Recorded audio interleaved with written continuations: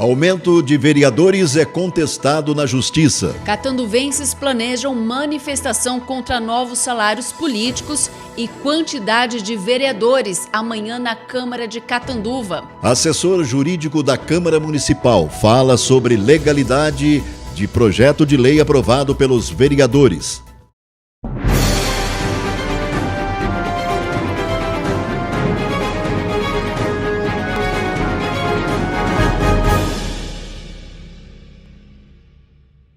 Boa noite. A legalidade em ampliar o número de vereadores de 13 para 19 em Catanduva vai ser discutida na Justiça. Pelo menos 2 ações já foram movidas em busca de barrar a decisão da Câmara de Catanduva. A primeira delas, uma ação popular, foi proposta pelo advogado Daniel Rinaldi Manzano com pedido de liminar. O processo foi distribuído para a primeira vara civil de Catanduva e teve o pedido de liminar negado pelo juiz Lucas Figueiredo Alves da Silva. Na decisão, o juiz afirma que a matéria tem que ser analisada de forma aprofundada, considerando a esfera administrativa e a independência dos 3 poderes. A segunda discussão na Justiça foi uma representação promovida pelo partido MDB de Catanduva no Tribunal de Justiça do Estado de São Paulo e que pede a inconstitucionalidade da emenda à Lei Orgânica do município de Catanduva, que retirou a obrigatoriedade de realização de audiências públicas e mudou o formato de propositura para ampliação no número de vereadores, passando a ser por decreto legislativo. O MDB afirma que a modificação feita na lei orgânica delegou ao Legislativo de forma unilateral a competência para a fixação do número de vereadores, contrariando deveres de transparência, publicidade e democracia. Outra afronta, que segundo o MDB, teria sido cometida pela Câmara, está relacionada à utilização de população fictícia para disciplinar o número maior de cadeiras. Isso porque a Casa teria seguido a estimativa populacional do IBGE para 2021, em Catanduva, que tinha mais de 121 mil habitantes, e não o resultado prévio do censo 2022, que computou 114.953 pessoas. Sobre o mesmo tema, um grupo de catanduvenses planejam realizar na noite de amanhã uma manifestação para demonstrar a insatisfação com a ampliação no número de vereadores para o próximo mandato. O movimento agendou às 6 da tarde para o protesto na Câmara Municipal, durante a realização da sessão ordinária. Bem, Natália e internautas do Jornal Conecta, diante da repercussão, da aprovação por parte da Câmara Municipal com relação ao número de vereadores e também ao aumento de salários, nós estamos recebendo aqui hoje para explicar a legalidade desse projeto o advogado presta assessoria jurídica na Câmara Municipal de Catanduva, o Wilton Luiz de Carvalho. Vamos dar as boas-vindas ao advogado e depois... Boa noite, seja bem-vindo. Seja bem-vindo. Boa noite a Natália e ao Marcos. Boa noite aos espectadores, né? E os ouvintes da Conecta. Então, vamos começar. Eu gostaria que o senhor explicasse um pouquinho desses 2 projetos, que eu acho que ainda causa dúvida na população. Por exemplo, na última semana, na sexta-feira, algumas pessoas da sociedade civil foram até a prefeitura pedir que o projeto fosse vetado pelo prefeito. O prefeito pode, ele consegue fazer isso? Na verdade, a Câmara, né, assim, dentro dos seus poderes, ela aprovou 2 projetos de lei, que é o aumento do subsídio do prefeito e o aumento do subsídio dos vereadores. Isso foi através de projeto de lei. E um decreto legislativo que foi o aumento do número de vagas para vereadores na cidade de Catanduva.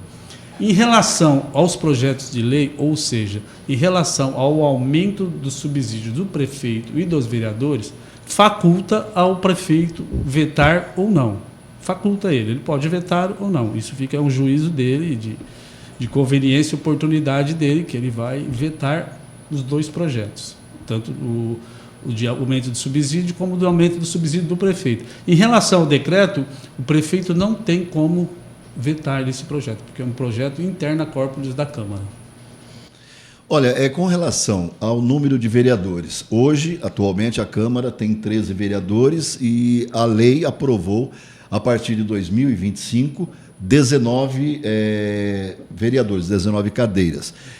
A repercussão perante a população foi gigantesca.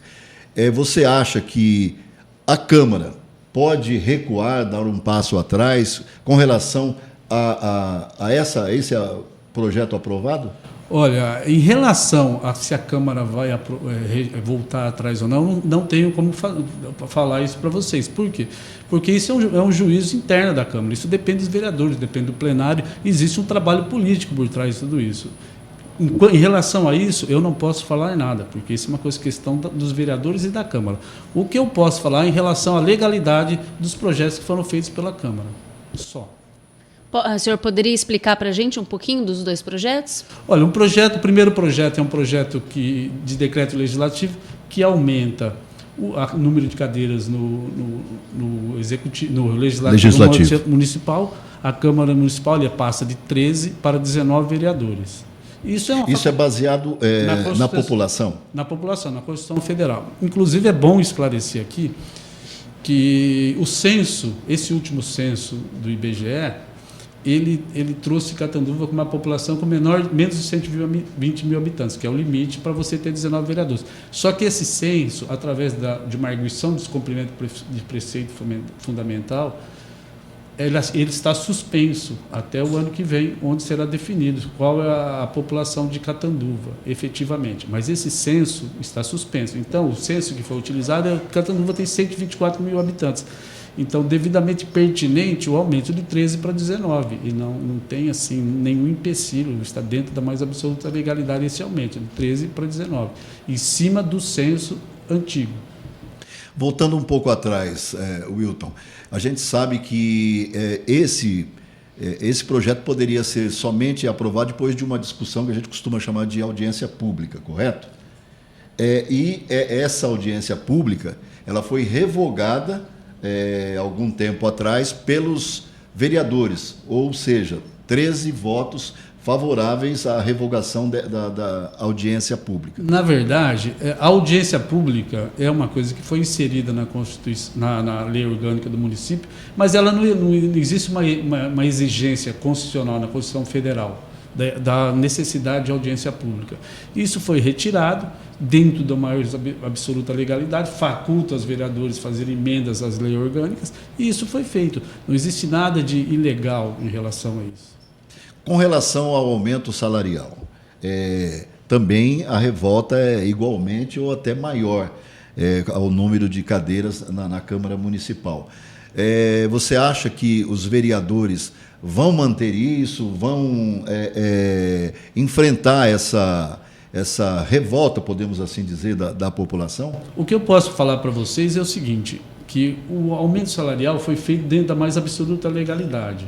Por exemplo, não foi só o reajuste do subsídio dos vereadores, o prefeito também teve um reajuste no subsídio dele. Assim como os secretários. Os secretários, isso. Que eu acho que o que mais impacta mesmo é o salário teto do prefeito, né? O prefeito também teve o reajuste de subsídio majorado. Só que eu pergunto para vocês, eu acho que interessante, eu não vou discutir a questão política, aqui eu não estou para discutir a questão política. Você está falando sobre legalidade. Legalidade. Sim. Eu acho que é absolutamente legal, está tudo dentro da legalidade, não tem nada fora da legalidade, tudo aprovado de acordo com o que manda o regulamento legal. Só que, por exemplo, eu acho que as pessoas, elas deveriam, inclusive a população, deveria saber qual o subsídio de um prefeito da região. Né? Qual o subsídio de um prefeito, por exemplo, como Pindorama. Eu acho que assim o prefeito... E se nós compararmos Catanduva com uma cidade com população semelhante, igual, vai estar nivelado com relação a número de cadeiras e também a salários? Eu acredito que sim. Aí é uma informação que eu não tenho. Em relação ao subsídio de vereadores e número de cadeiras, eu não tenho informação. Mas, em relação ao subsídio do prefeito, eu tenho informações na região aí que Na verdade, o prefeito aqui ele ganha R$ 11.500. E, assim, é bastante. Eu também acho bastante, não é pouco. Mas o que é R$ 11.500? Ele ganha R$ 11.500 e ele gera uma cidade com 124 mil habitantes com um orçamento de 700 milhões. É razoável isso? O cara ganhar R$ 11 mil de subsídio, abandonar o serviço dele para ganhar R$ 11 mil para gerir 700 milhões e a vida de 124 mil famílias? Não sou eu que estou fazendo nenhum juízo, eu só estou colocando umas questões que é para a população em geral analisar também, né? Realmente, é uma grande responsabilidade que eles têm, mas também eu acho que vai impactar muito naquela questão do IPMC, né? Vai ter que ser até revista essa questão. A questão do IPMC é o seguinte, tem alguns funcionários, eu não sei os detalhes todos que tem em relação ao IPMC, tem alguns funcionários que realmente são cortados pelo teto do prefeito, né? Eu acredito que isso não vai ter um impacto muito grande no IPMC, eu acredito, mas isso aí precisava fazer um estudo, né? Exatamente. E também, dentro da legalidade, eu não posso falar além do que eu falei. Sim, a gente sabe que você está falando sobre legalidade, questão política, quem tem que decidir são os vereadores, né, o presidente, a mesa diretora da Câmara Municipal, mas nós sabemos, Wilton, que há um grande movimento já nos grupos de WhatsApp, contrários a essas aprovações, contrários a essas decisões tomadas. Você acha que a pressão popular, o clamor público, pode fazer com que os vereadores recuem? Você saiu de lá para vir aqui dar essa entrevista com alguma orientação ou tendo conversado antes para saber exatamente qual é o clima, o que os vereadores estão pensando nesse momento? Orientação nenhuma. Eu vim aqui só para falar da legalidade. Eu acho que esses movimentos eles são importantes para a sociedade se manifestar em relação a tudo o que acontece. Eu acho que são importantes, são legítimos, faz parte da democracia e não vejo nada errado nesses movimentos. Aí, cada vereador vai se comportar da forma que ele tem que se comportar, porque o vereador está ali representando uma parte da população. Teve, por exemplo, a vereadora Thaís, ela já recuou, né? Olha, desconheço essa informação. Você tá é bom explicar, sim, Natália, que na verdade não foi assim um recuo, ela não deu um passo atrás ainda. Ela sugeriu que o prefeito vete, né? Mas ela disse que ela cometeu um erro, né? Cometeu um erro. Ao estar... Desconheço essa informação, eu não posso comentar em cima de uma coisa que eu não vi. Então eu me reservo o direito de não falar sobre isso. Muito bem, então, para deixar bem claro a quem está acompanhando, assistindo a gente agora nesse momento, o Dr. Wilton está aqui exatamente para explicar a legalidade e o que ele está dizendo é que tudo o que foi feito, tanto o aumento no número de cadeiras da Câmara Municipal, como também aumento de salários, foi tudo dentro da legalidade, o que prevê já a Constituição Federal. A Constituição Federal e a própria lei orgânica do município, né? Nós queremos também abrir aqui o espaço para que o presidente da Câmara, o Marquinhos, também venha aqui, né, comentar um pouquinho sobre esses projetos que são tão importantes aí. O executivo também, aí, ou o padre, ou o pessoal jurídico também possa vir aqui comentar. E a sociedade civil aí que também está se manifestando aí. Amanhã a gente sabe que tem sessão na Câmara, então o pessoal já falou que vai estar lá e o Jornal Conecta vai estar acompanhando também. Agora, na verdade, o que a gente percebe que é muito bom, que exercita a democracia, né? Isso. Eu sou plenamente favorável a esse tipo de manifestação, desde que seja dentro de uma legalidade, de uma normalidade, sem extrapolar para nada pessoal, eu acho que é absolutamente válido. Absolutamente válido. As pessoas têm que debater, discutir e chegar num consenso, né? Sim. Nós vamos continuar acompanhando, né, Marcão, durante toda essa semana aí, esse assunto aí que tem gerado tanta polêmica na cidade, e a gente abre o espaço para também quem quiser se manifestar. Obrigado pela sua presença e também pelas explicações dadas aqui no Jornal Conecta. Obrigado a todos vocês, obrigado aos telespectadores, aos ouvintes do Conecta, e me coloco desde já à disposição para qualquer dúvida que tiver, poder sanar junto a vocês aí. Obrigada. Aos seus espectadores e ouvintes. Isso, obrigada pelas explicações. Obrigado a vocês. 3 homens foram presos em flagrante no sábado em Sales, acusados por envolvimento no roubo de um caminhão carregado com amendoim.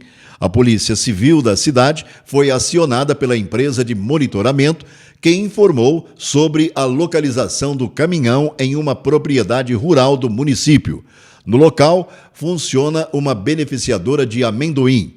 Foi solicitado o apoio da Polícia Militar e o veículo foi interceptado em uma estrada de terra. No momento da abordagem, 2 homens conseguiram fugir a pé e 2 foram presos. Ainda segundo a polícia, foi apurado que os criminosos renderam o caminhoneiro na sexta-feira, dia 12, em Sertãozinho. O mantiveram refém e liberaram a vítima no dia seguinte, em um canavial do município de Guariba. Um veículo Fiesta utilizado pela quadrilha foi apreendido. Já durante a noite, policiais militares abordaram um homem em atitude suspeita e ele confessou o envolvimento no roubo. Os 3 presos foram levados para a cadeia de Catanduva e o caminhão carregado com amendoim foi devolvido ao proprietário. Um acidente envolvendo 2 carros na rodovia Deputado Leônidas Pacheco, entre Novo Horizonte e Borborema, deixou 3 pessoas feridas no último sábado. De acordo com informações da polícia, o acidente envolveu um Honda Civic de Novo Horizonte e um Corsa de Iacanga, e os 2 seguiam no mesmo sentido e, por motivos a serem apurados, se chocaram e saíram da pista e capotaram. No Corsa estavam 3 pessoas. 2 delas foram feridas, já no Civic era ocupado somente pelo motorista, que também ficou ferido. As 3 vítimas foram socorridas e foram levadas ao pronto-socorro para atendimentos médicos. As novas tecnologias e as mudanças que as câmaras de vereadores devem acompanhar. Estes foram alguns dos temas debatidos no Encontro Regional de Vereadores, realizado na Câmara de Catanduva na última sexta-feira. O evento, em parceria com a Abracan, reuniu autoridades de Catanduva e parlamentares de toda a região. Representantes de 15 cidades participaram. Um dos palestrantes foi Rackson Camilo, diretor da AWCW, Consultoria e Negócios. Essa referente à tecnologia, eu trouxe justamente alguns pontos que ajudam na questão das sessões plenárias. Tá? A sessão plenária, ela permite ali, não é só a questão da transmissão, existe todo um aparato ali por trás de profissionais, servidores, que precisam ter tecnologia também para que possam ajudá-los. Então, o nosso software, né, da empresa que eu represento, trouxe exatamente essa possibilidade de você poder fazer toda a transcrição automática da sessão e na hora que for fazer a publicação da ata, né, é necessário apenas fazer uma revisão do que realmente foi transcrito, tá? O presidente da Câmara de Catanduva, Marquinhos Ferreira, afirma que o evento fortalece ainda mais o legislativo. Na realidade, estou extremamente feliz, né, porque a Câmara de Catanduva sediou esse encontro regional, onde compareceu 15 cidades, né? Isso é o fortalecimento do legislativo, não só para Catanduva, como para toda a nossa região, né? Onde os palestrantes fizeram palestras importantes, principalmente as pequenas câmaras, os presidentes, os vereadores das cidades pequenas que não tinham esse conhecimento. A nossa intenção agora é, em parceria com a Abracan, voltar à Camurca, né, que foi uma entidade que eu presidi durante 6 anos, né, e se encerrou no ano de 2010.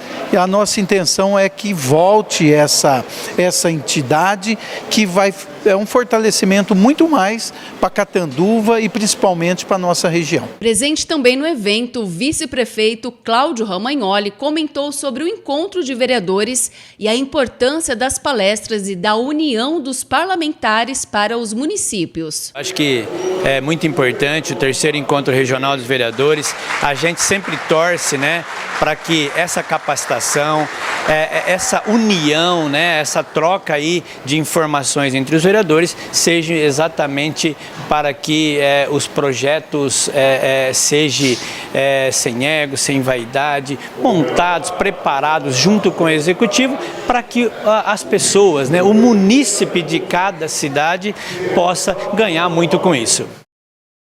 18 de maio é Dia Nacional de Combate ao Abuso e Exploração Sexual de Crianças e Adolescentes, conhecida como Maio Laranja.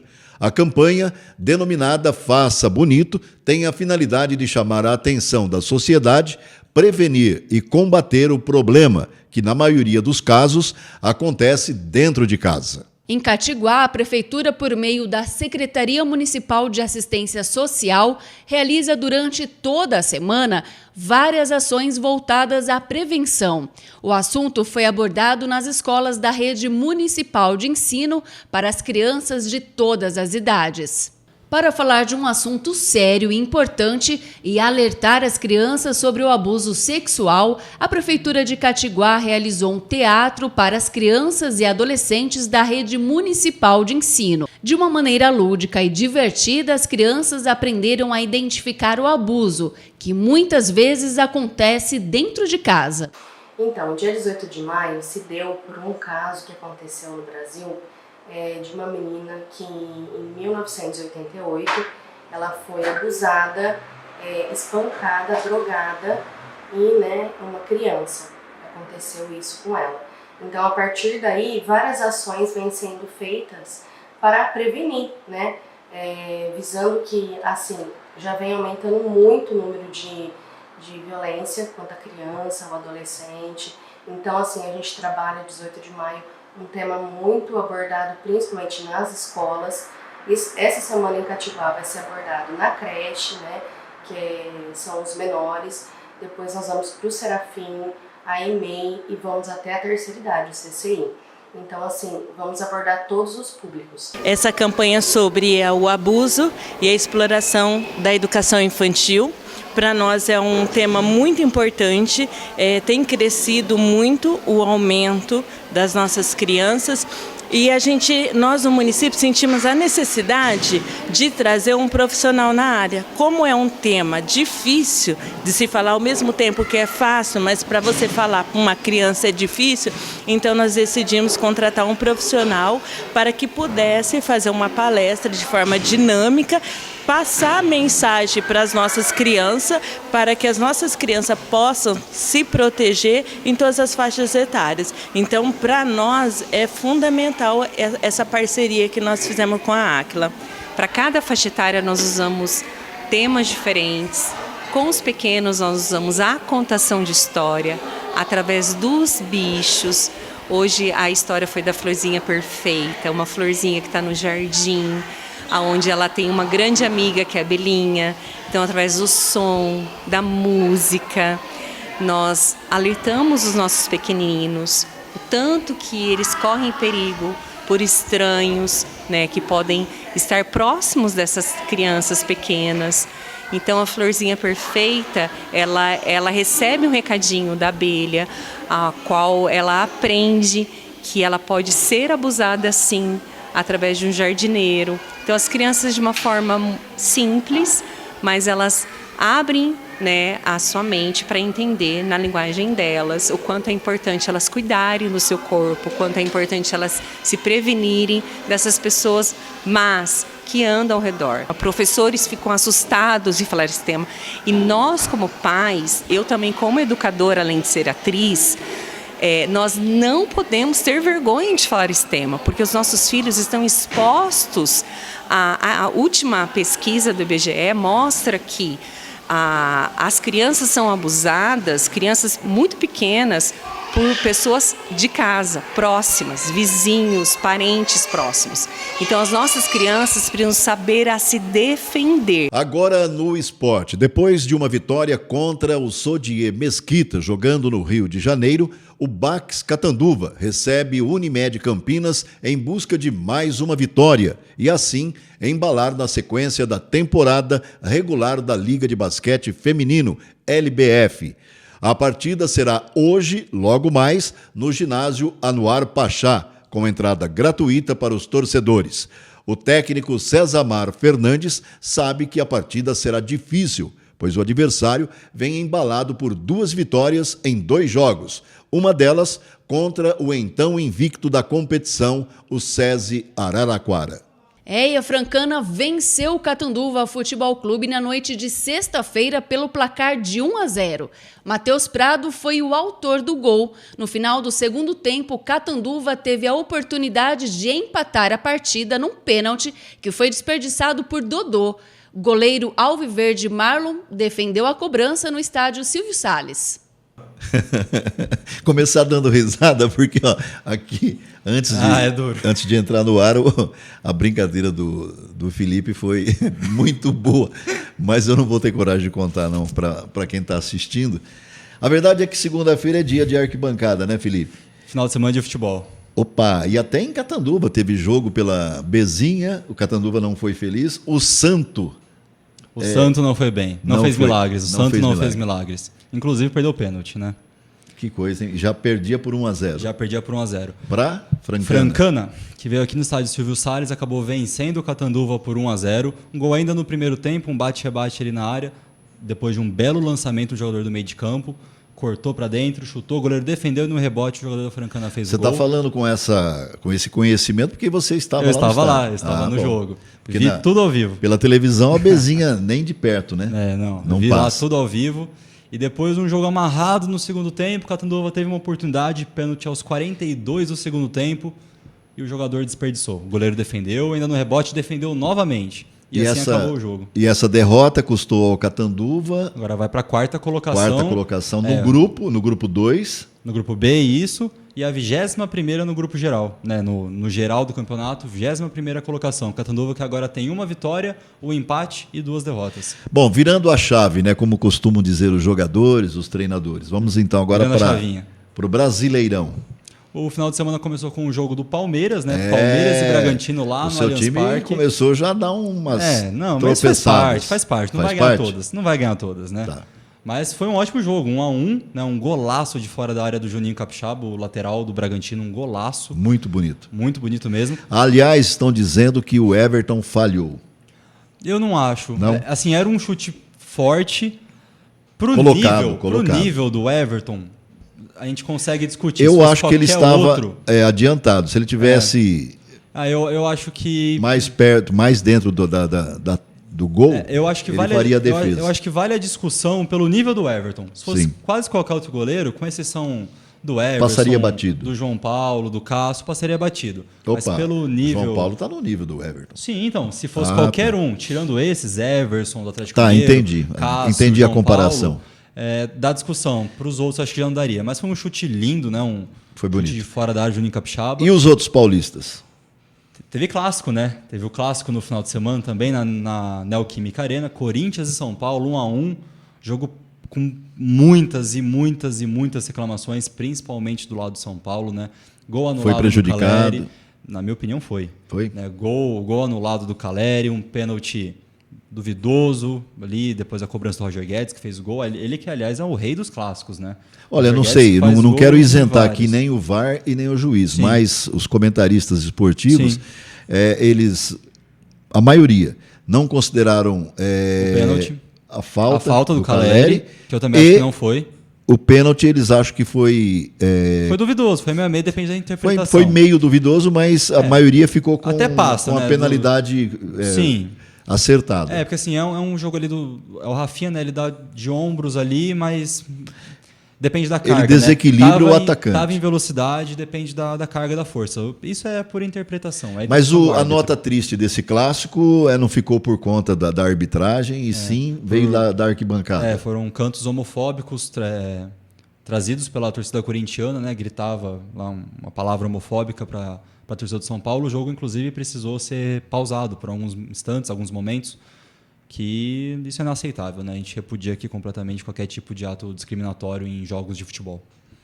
Mas depois o jogo seguiu e mantida a invencibilidade do Corinthians na Neoquímica Arena contra o São Paulo. São Paulo, desde que inaugurou a Neoquímica Arena, nunca venceu. Só que para a punição do Corinthians foi cair na zona de rebaixamento, né? O Corinthians está agora na zona de rebaixamento. O Corinthians que ainda não venceu com o Luxemburgo ainda, né?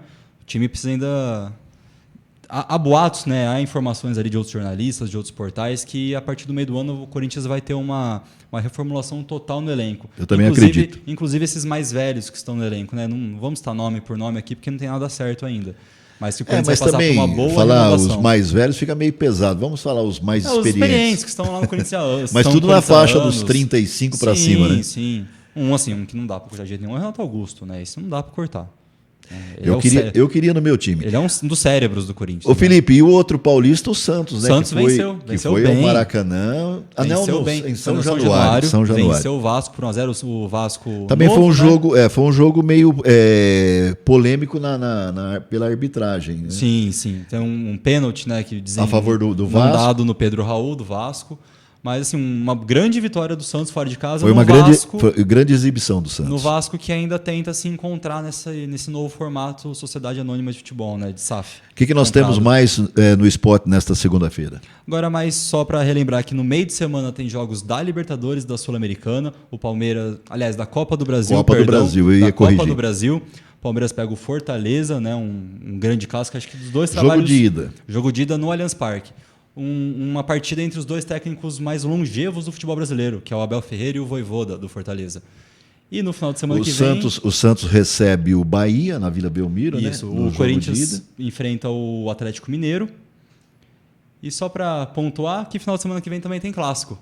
Os nossos times aqui, ó. Olha só, vou falar para você que está assistindo. Esse clássico que ele está se referindo aí é na Vila Belmiro, Santos e Palmeiras. Nós vamos fazer uma apostinha. O histórico não está muito bom para o Santos, né? Vamos fazer uma apostinha? Faz um tempo. Vamos fazer. Quanto? Então vai. Santos, não interessa o placar. Não interessa o placar, a vitória. Vence. A vitória empate. Se o Santos ganhar, você coloca a camisa do Santos? Demorou para pensar, Posso colocar por cima? Pode, então, do jeito que você quiser. Eu vi, segunda-feira eu vi estar lá aqui, por cima, fica aqui o programa inteiro. Na próxima segunda. E você, igualmente, com uma do Palmeiras. Claro. Lógico. Só que você traz, porque eu não tenho camisa do Palmeiras. Eu também não tenho do Santos, obviamente. Eu trago. Então tá bom. Fica aqui, ó. Tá acordado, então. Tá valendo a aposta. Grande abraço a todos. Na próxima sexta-feira a gente está de volta. Muito obrigado. O Jornal Conecta termina aqui. A todos uma boa noite e uma boa semana. Uma boa noite e até amanhã.